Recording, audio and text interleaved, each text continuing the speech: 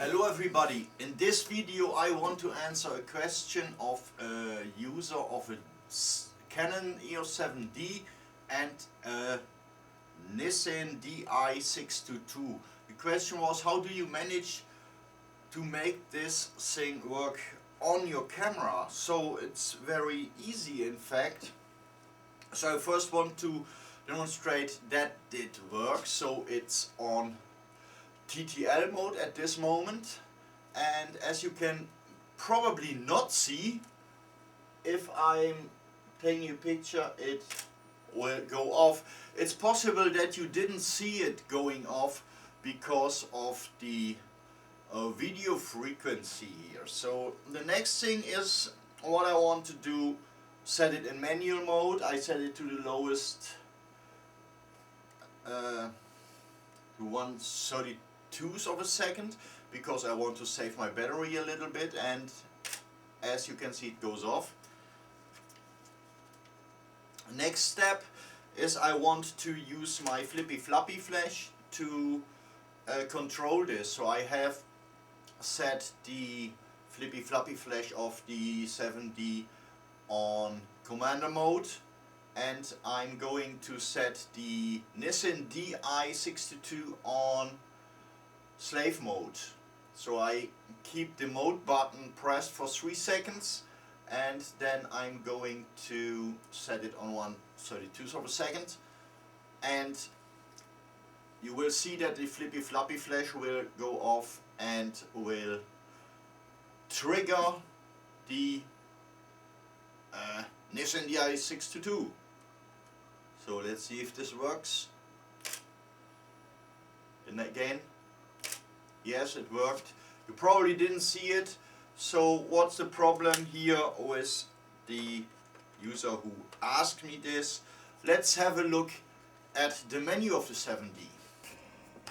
So first off, press the menu button here, and I really shouldn't have to tell you this. If this is the case,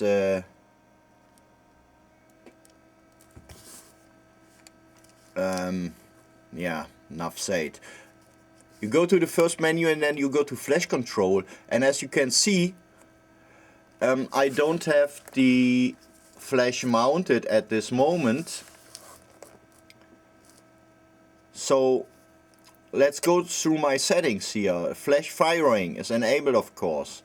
The built-in flash settings are ETTL2, shutter sync, first curtain.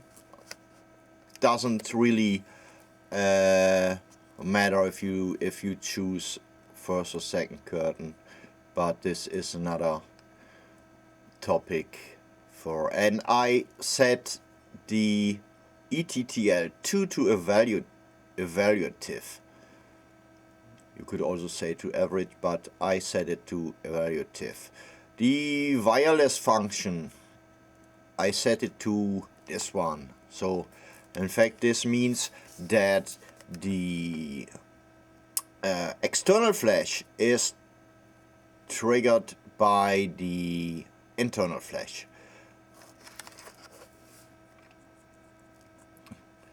And channel, let's see, I have it set to channel 1, however, and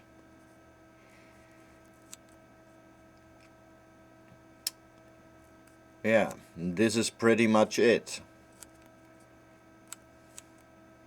So 1:1.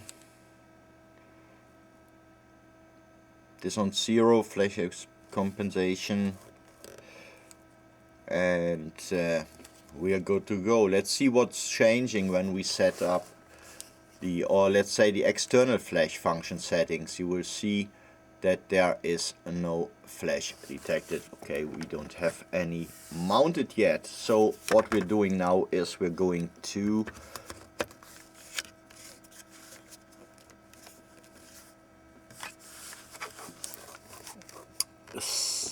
have a look now, and you will still see that this flash isn't compatible with the 7D, but it will flash anyway.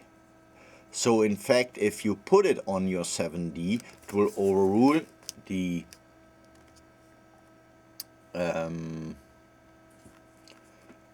internal flash, better known as flippy floppy flash, and the external flash custom function settings are also not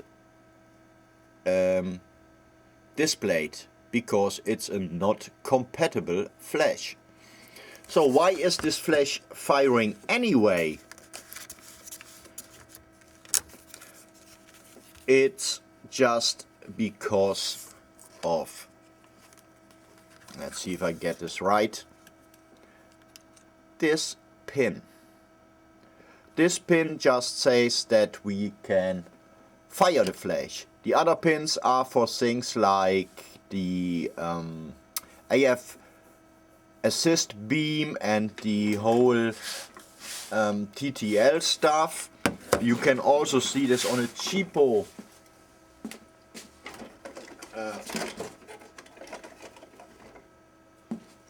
remote control for flash. What I use for some of my studio strobes. Just this little connector what will fire the flash. And this is also the reason why you can fire, for example, a Nikon SP800 or any other Nikon flash with the Canon. The only thing what you have to be aware of is if you use a Nikon flash on the Canon is the Nikon flash has of course this connection here, but the other four are on at different places. What can happen is that it's getting confused. I just tested this a couple of days ago. What you should do with the other connectors is tape them off. If you use a Nikon flash on a Canon camera, you wouldn't be able to use the TTL mode anyway, so